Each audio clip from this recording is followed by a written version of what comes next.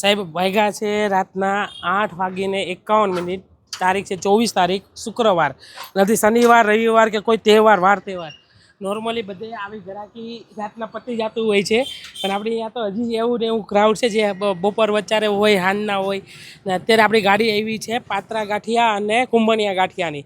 તો આ છોકરા ઉતારે છે, આ તમે જોઈ શકો છો.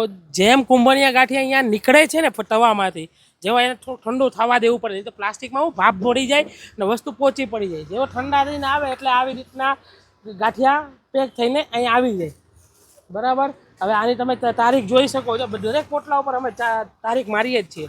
આજે 24/4 એટલે અત્યારનું બનેલું છે. ને આવી રીતના આપણે ગાંઠિયાની અંદર કે કોઈ બી આપણી વેરાયટી ફેક્ટરી બને ને એટલે સેમ ડેની તારીખ મારી દઈએ.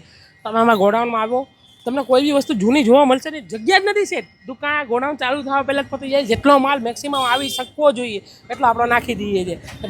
માતાજીની દયા છે, જલારામ બાપાની દયા છે, એટલો વેચાવી જાય છે. તો આવો ભોલેજી નમકીનમાં.